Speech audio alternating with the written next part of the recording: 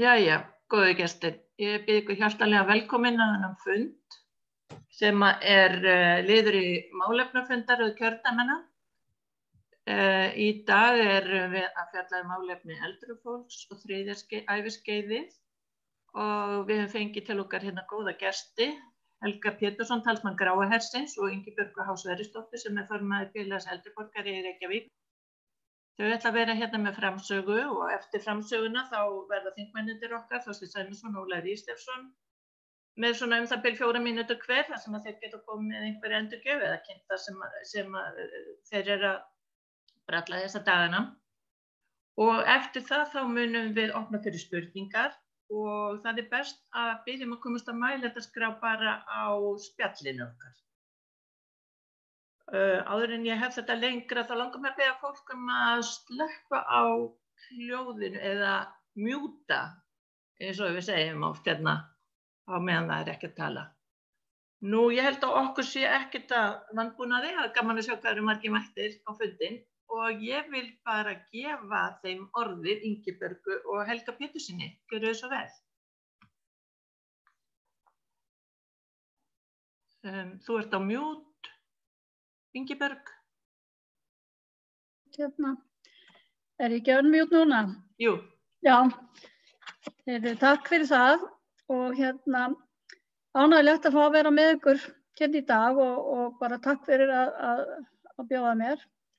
Nú eins og búið að kynna mig og ég kem frá félagi eldri borgara í Reykjavík sem að verður 35 ára núna í þessum mánuði, eða núna 15. mars.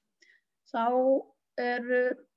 liðin, 35 ár síðan það var stofnað 1986 og stofnfélagarnir voru 750 en þeir eru orðnir 13.000 í dag. Þannig að þessi hópur alltaf að stækka og það geta allir verið félagar í félögunum. Það öll félögin eldri borgara á landinu með sömu kjör, þar að segja það að vera meðlimur í félaginu okkar frá 60 ára aldri, þess að 60 plus.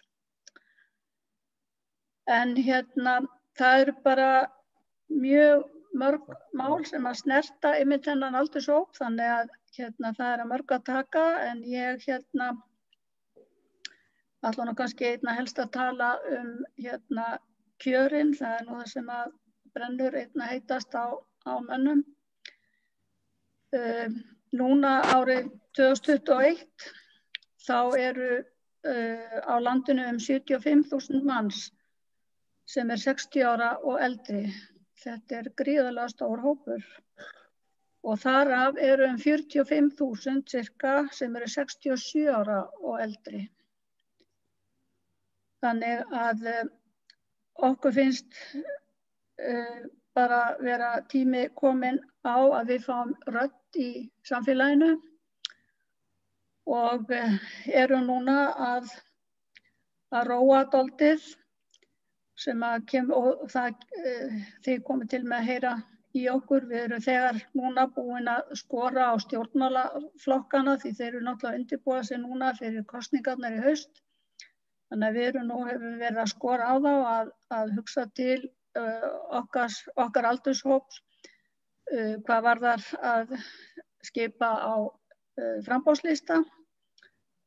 Við erum með fullt af reynsluboltum í þessum hópi sem eru 60 plus, þannig að það örugglega hægt að finna góða og kraftmikla til þess að fara á svona framboðslista hjá flokkunum. Nú, við erum semst að vekja athygli á þessu, við erum búin að senda öllum flokkunum áskorun það. Nú, ég vil líka vekja athygli á því að eftirlauna fólk að það nýtur bara ekki sömu réttinda og þeir sem eru á vinnumarkaðnum. Því að við höfum ekki samningsrétt og þannig að við viljum auðvitað njóta sömu réttinda og aðrir í þessu samfélagi, þannig að við viljum að það sé tekið tillit til okkur. Nú, við ætlum ekki heldur að vera lengur sem einhver þiggjendur, þannig að við viljum svona herða baráttuna og það mikill hugur í okkar fólki. Nú, það líka í sambandi við kjörin, þeir sem eru með blandaðar tekjur, það að segja lífeyrissjóðstekjur og tekjur frá Tryggingastofnun, þeir búa við tvöfalt skattkerfi, þeir eru bæði... Já, nú kemur þetta. Heyrið ekki í mér?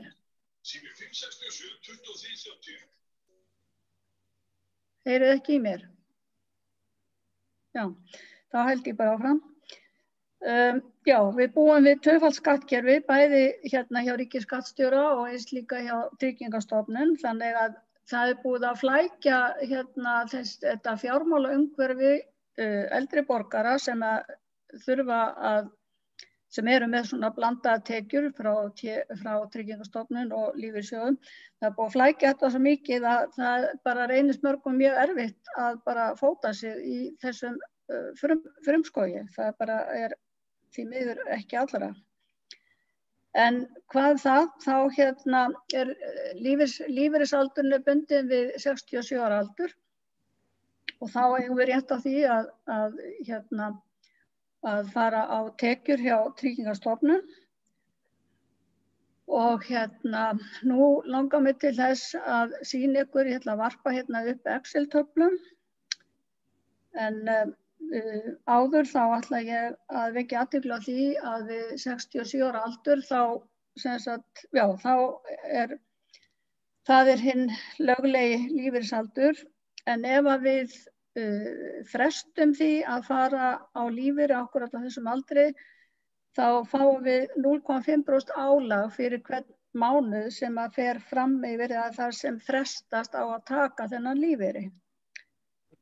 Ég veit ekki búið að setja inn appið á tölvuna mína. Það er sko að opna, ég ætla að gáða því. Það er opið á minni, ég get að fara bara minni. Já, ég með Excel-töflur sem ég ætla að sýna ykkur og ég gerði útreikninga, það semst ef að fólk hættir við 70 ára aldur og eins líka ef fólk vinnur til 72 ára eða tekur lífeyrinn við 72 ára aldur. Þannig að það svona mismunur á því hvernig þetta kemur út og þá hægt að sjá hvernig skerðingarnar virka. Já. Ég ætla að varpa upp, já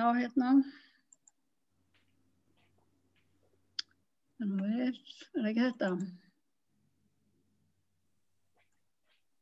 Svona.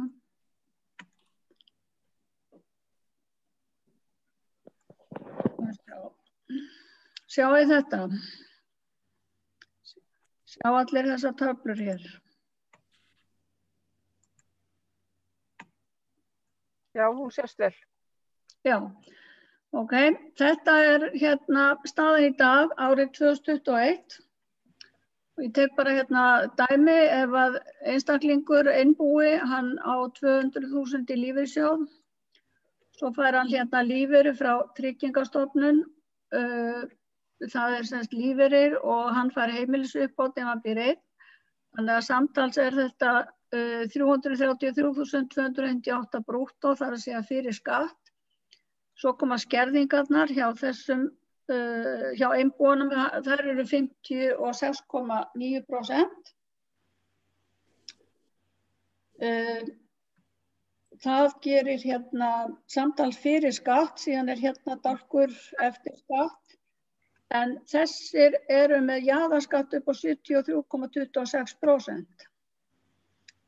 Þessi jaðarskattur, hann hækkaði núna síðustu áramót, hann var áður 2020, þá var hann 72,93%, þannig að jaðarskatturinn hann hækkaði áramótin. Þeir sem eru í sambúð, og það sama upphæð hér, 200.000, þar jaðarskatturinn 65,87%.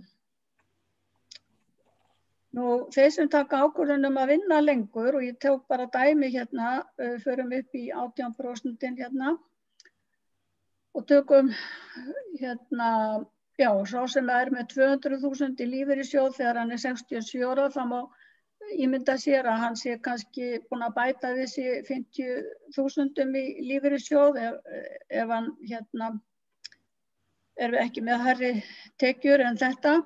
Þannig að 250.000 í lífeyrissjóð sem hann bætir við sig með því að vinna 3 ár í viðbót. En þá hækka skerðingarnar, þá fara þær upp í 79,61%.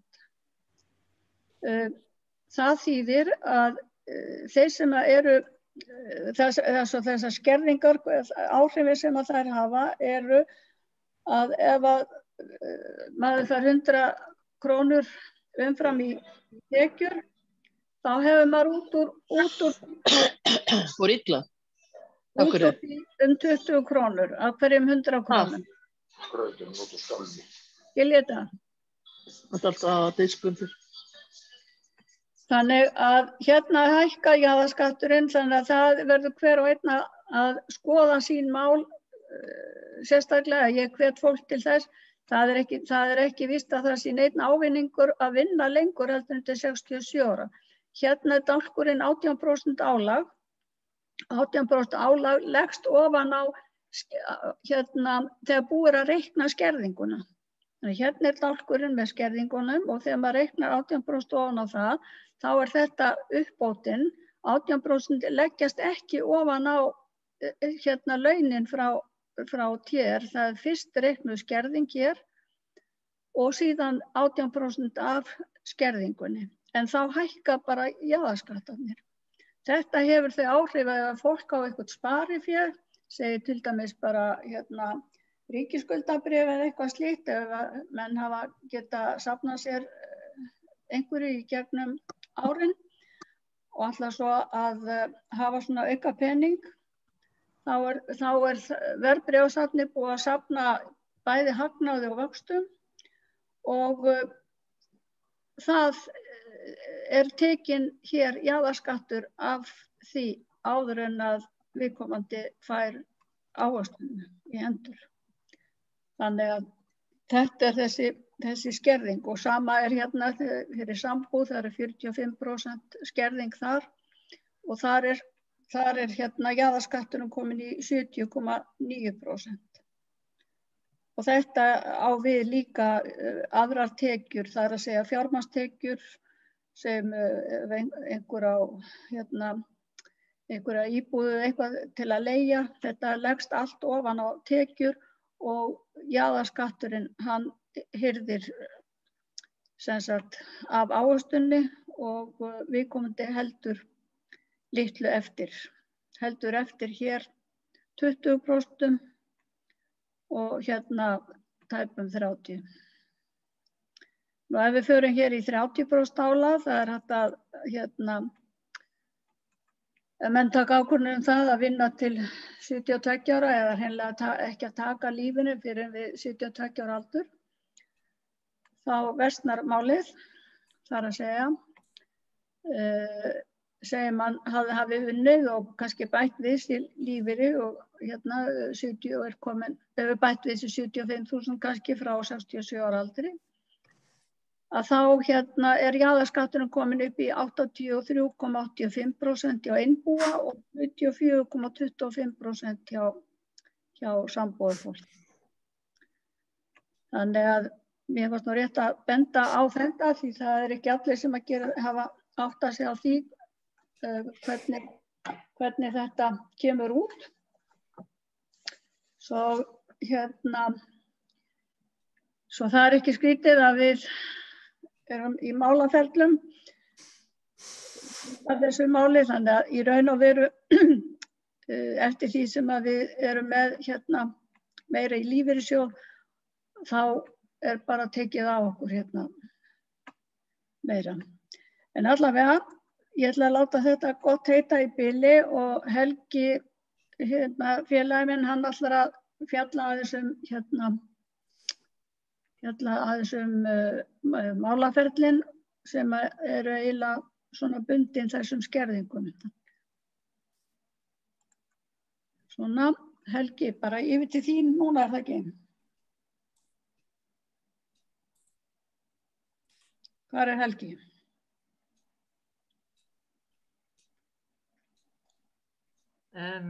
Helgi, þú ert á mute.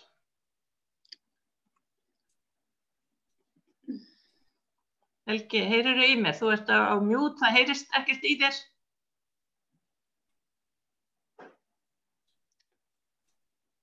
Hann alltaf á mute. Já.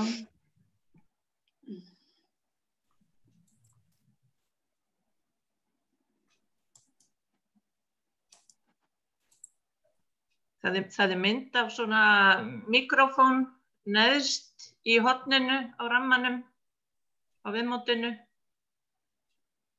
Það líka mynd af svona mikrofón bara á rammanum þar sem að myndin af þér kemur neðst í vinstra horninu. Þú myndir smella á hann. Fer með bendilinn alveg niður, það poppar upp skipana hérna. Það komið. Nú það komið, þakka þér. Já, ok. Komið sæl og takk fyrir að bjóða okkur. Nú eins og Ingibjörg talaði að við erum sem sagt 75.000 manns yfir 60 og 45.000 yfir 67. Og ég held að þessi fjöldi fólks sem við erum að tala hann náttúrulega, það oft, manni finnst oft eins og yfirvöld og stjórnmálamenn og aðrir í kringum okkur, þeim haldi bara þessi hópur hafi dottið ofan af himninum. Því að við erum fullkomlega þannig séð réttindalaus og það er mjög sérkennilegt að upplifa það að maður hefur í sjálfu sér engan mótmælarétt, andmælarétt og það er enginn sem þannig séð tekur upp hanskan fyrir þennan hóp sem komin á þennan aldur. Og andstætt því sem að var, og ekki fyrir bara ekki mjög mörgum árum, 30 árum eitthvað svoleiðis, þá lét þessi hópur ekkit, fólk á þessum aldri lét ekkit í sér heyra, en það aðstæður allt aðra, bæði hvað varðar lífeyrisgreiðslur og þátttöku í slíku og síðan bara almennt viðhorf. Þessi hópur er sún og frisk og er á fleygiferð og ætla sér að lifa mannsæmandi lífi. Og það er það sem við erum að sækja okkar eðlilega rétt til framfærslu og verðum að gera það með ýmsum ráðum. Meðal annars það sýnir svo sem hvar þessi hópur er staddur í samfélaginu, þó svo að við séum búin að fara og ræða við alla stjórnmálaflokka og guð og vita hvað og halda út í gráa hernum og halda fundi og gera hvað sem er. Til síðan og síst þá er ekkert hlusta á. Og þess vegna þá endum við í málaferli við samfélagi. Sem er náttúrulega ótrúlega sérkennileg stað að það skulle ekki vera hægt að setjast niður og fara yfir þessar hluti sem eru kýrskýrir eins og Ingibjörg var að fara yfir. Og að þið sjá að þetta gengur auðvitað ekki svona. Menn verða að ná einhverju samkomulagi, ná einhver stað saman. Málaferlin fjalla það að þessar skerðingar séu náttúrulega löngu komnar langt út fyrir allt sem eðlilegt megi teljast. Og brjóta náttúrulega, eða sem sagt eins og Ingibjörg var að fara yfir þegar skerðingarnar eru komnar upp í 60-70% umfram þessi 25.000 krónur á mánuði sem fólk má vinna sér inn. Og við erum að benda á það í málatilbúnaði okkar að þessar skerðingar brjóta auðvitað gegn 72. grein stjórnarskrárinnar sem að eignarrétturinn er friðhelgur. Það er að ná í, það er að taka þá peninga sem við eigum og nýta þá í annan. Það er þessi stórkostlega útbreiddi misskilningur að hið opinbera og fleiri aðilar geti eitthvað verið að ráðskast með lífeyriseign okkar. Og það er okkar prívat eign, lífeyrissjóðurinn, og er ekki hægt að dreifa því að vild með einhverjum öðrum ráðum. Og eins og það segir sem sagt eignarréttin í þessari grein að það er ekki hægt að skylda neitt til að láta af hendi eign sína nema almenningstörf krefji. Og til þess þarf lagafyrirmæli og fullt verð komið fyrir. Þetta það sem svona hornsteinn í málsókninni og við bendum á það eða sem sagt segjum í okkar málsókn, bendið okkur á þessa nauðsyn. Af hverju þetta gert? Hvað verið að gera? Af hverju eru skerðingarnar svona miklar? Og hvað ætla menn að fá út úr þessu? Og einfaldi sannleikurinn, einfalda skýringin að ríkið að spara sér fé. Og þetta ekki eins smápeningar. Félagsmálaráðherra búin að svara því á þingi að bara þær skerðingar sem að snúa að okkur nemi 38 milljörðum á ári sem ella ætti að fara til okkar. Og menn eru auðvitað að segja sem svo, já, í raun og veru þá hefur við náttúrulega ekki fengið neina skýring á þessu því að það er engin svara því af hverju þetta gert. Það stóra spurningin. Og þetta búið að viðgangast náttúrulega í langan tíma og allir stjórnmálaflokkar, allar stjórnir, ríkisstjórnir, verkalýðshreyfingin, samningar á vinnumarkaði og alls konar svona þættir, út úr því kemur þessi bastard sem við lifum við. Og við erum semst að vekja athygli og berjast fyrir því að fólk átti sig á því að þarna verið að taka gríðarlega fjármuni af einum hópi í samfélagi. Og það var auðvitað mjög merkilegt að sjá hvað kemur út úr þessu. Ríkisvaldi reyndi að fá þessu máli vísað frá, en dómarinn féllst ekki á það, þannig að málsóknin heldur áfram. Og búist við aðalmeðferð í september og dóm í október. Og það var stofnað sem málsóknarsjóður með þátttöku fjölda fólks allt land og félagana og síðan hafa verkalýðsfélög lagt okkur við, sérstaklega VR, Verslunarmannafélag Reykjavíkur og Ragnar og hans fólk fylgjast mjög náið með þessu og við viljum sem sagt halda þessu áfram og alveg til loka úrskurðar í þessum málum. En þetta í raun og veru svolítið, þetta staðan og það að maður upplifir sig sem sagt svona út í vindinn og að þurfa að sækja þennan rétt með málaferlum. Það auðvitað ekki staða sem maður á að þurfa að vera í samfélagi, ef þetta heitir samfélagi. Já.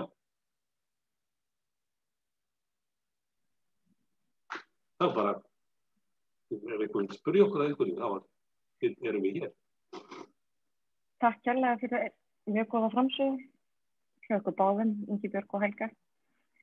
Nú það Þorsteinn Sæmunds að tala í 4 mínútur og eftir honum kemur síðan Ólafur Ísleif. Þorsteinn, gerðu svo vel. Takk kærlega. Já, góðan daginn öll. Gott að segja hvað við erum mörg hérna og þakka ykkur, Ingibjörg og Helgi, fyrir ykkar mál hér.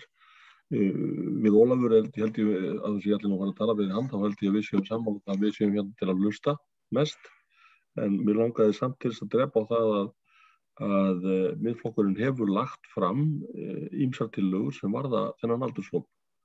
Og mér langaði að drepa bara á tvennt, þar að segja að við höfum lagt til, og það var eitt af kosningaloforðunum okkar í síðustu kosningum og ég veit ekki til þess að svo afstæða hafi breyst. Það varðandi þessar atvinnutekjur sem fólk getur haft, að atvinnutekjur rýri ekki lífeyristekjur.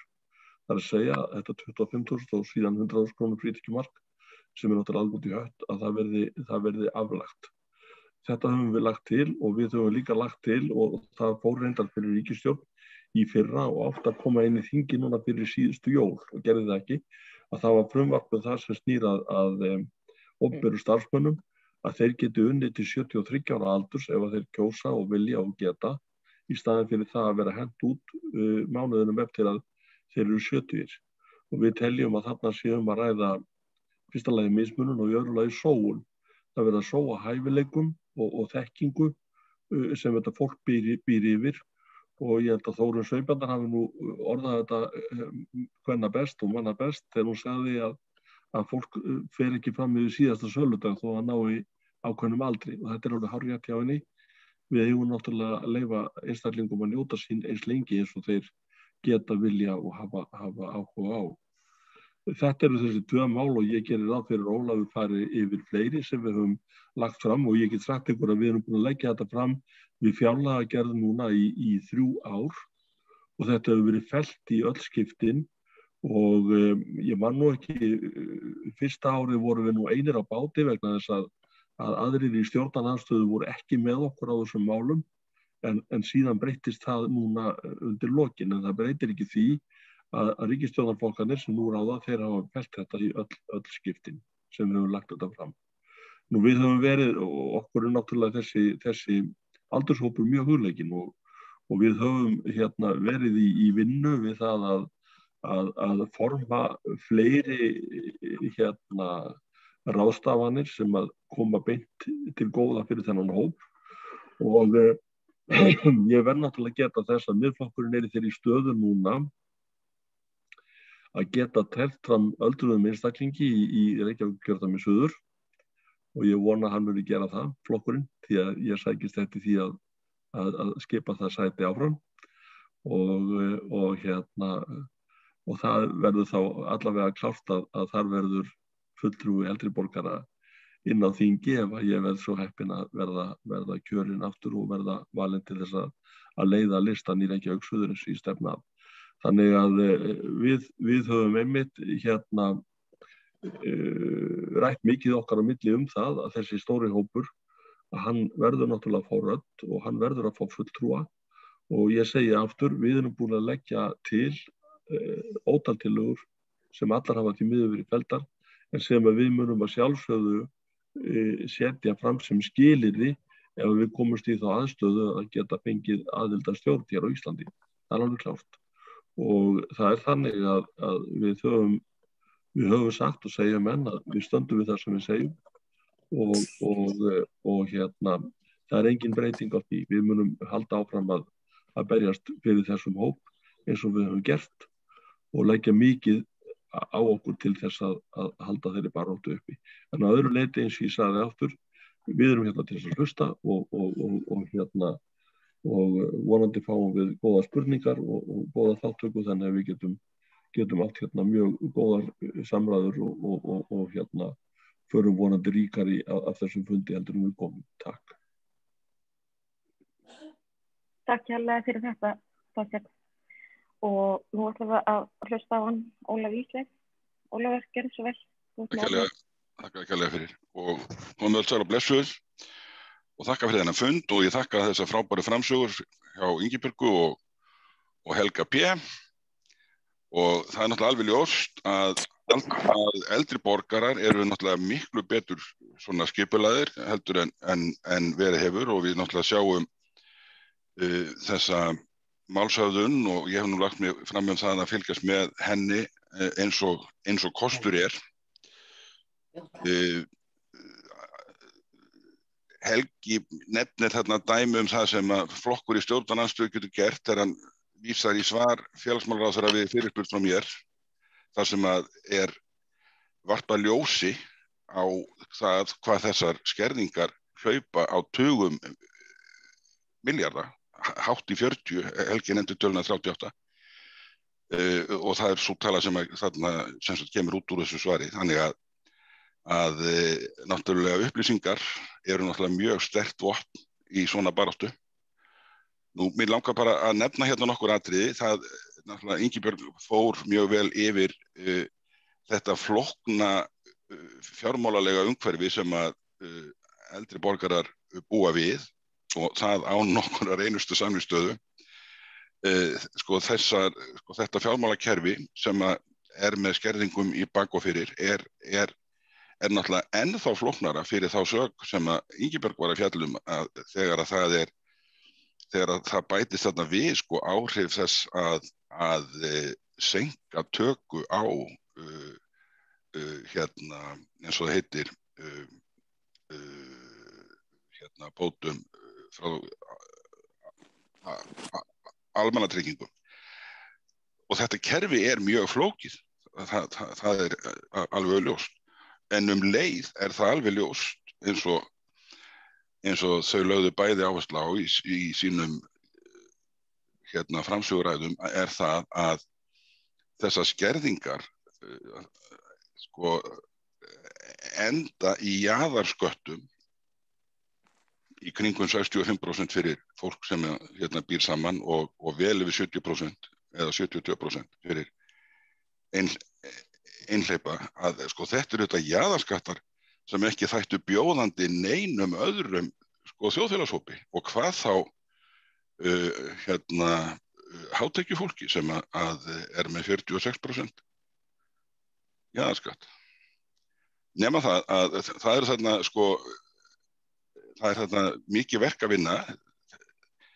Þannig var að með þessum lögum sem að voru samþykkt 2016 með gildistöku í mars 2017 að þar var náttúrulega tekin mjög afdrifarík ákvörðun þegar að sko öllum tekjum sama af hvaða toga þær eru sprottnar að þeim slegið saman og ekki gerður á þeim greinarmunur. En við vitum það sem hér erum að það eðlismunur á atvinnutekjum og lífeyristekjum og fjármagnstekjum. Þetta eru ólíkir hlutir.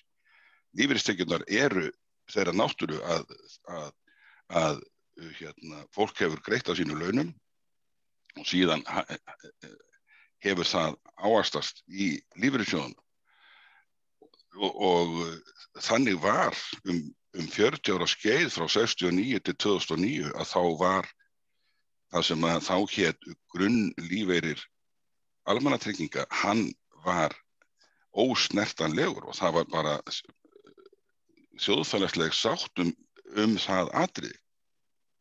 En það var horfið frá því þarna með þessari ákvörðun. Síðan eru þarna náttúrulega alls konar hlutir eins og það að það er verið að skattleggja tekjur úr lífeyrissjóðum sem eru náttúrulega blanda af launatekjum og fjármagnstekjum. Og þetta allt saman skattað eins og þetta séu launatekjur. Og ætti náttúrulega að vera með mun lægra skattþrep í ljósi þess að hluta til segjum helmingur er í eðli sínu fjármagnstekjur. Nú og það sama auðvitað á við séreignarsparnað. Hann sömuleiðis skattlagður eins og að það séu launatekjur þegar að hann að verulegu leyti fjármagnstekjur. Ég vil endilega nefna líka sko mikilvægi framkvæmdasjóðs aldraðra sem menn borgi frá 16 ára aldri og til 70, þannig að hann á þetta að starfa samkvæmt því markmið sem honum var sett upphaflega, þar að segja að nýframkvæmdum og viðhaldi en ekki að vera að verulegu leyti að hans fé notað í rekstur. Og ég leyfi mig nú að vísa til frumvarp sem ég flutti eða hef flutt þetta efni. Þannig að ég vil bara segja það að ég tel að þessi mál muni vera mjög þýðingarmikil í komandi kosningum og við erum stödd á vettvangi flokk sem hefur í ræðuriti og með ítrekuðum yfirlýsingum á flokkssamkomum og yfirlýsingum helstu ráðamanna flokksins lýst yfir áherslu sem að þessi flokkur leggur á þennan málaflokk með nauðsynlegar og augljósar leiðréttingar á kjörum fólks fyrir augum. Ég hlakka til að heyra viðhorf sem munu heyrast á fundunum og sjónum mér. Takk.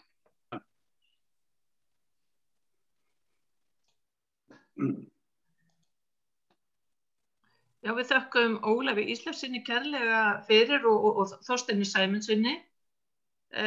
Nú opið fyrir spurningar og það hægt að skrá sig til dæmis á tjattinu eða spjallinu við hliðina og steikuna við hliðina og það líka hægt að rétta upp hönd Ég skora á ykkur að koma með einhverja góða spurningar fyrir framsögumennina og alþingismennina okkar. Orðið laust. Hver vill vera fyrstur? Einar Harðarsson hefur beðið orðið. Gjörðu svo vel, Einar. Það þarf að taka sinn tími að unmjúta sig. Komið þið sæl. Og ég vil sérstaklega þakka fyrir góð erindi frá framsögumönnum og auðvitað höfum við hlustað á þingmennina oft og fylgst með þeim flytja sín frumvörp og ræður á Alþingi og fyrir mitt leyti sé ég engan flokk berjast meira fyrir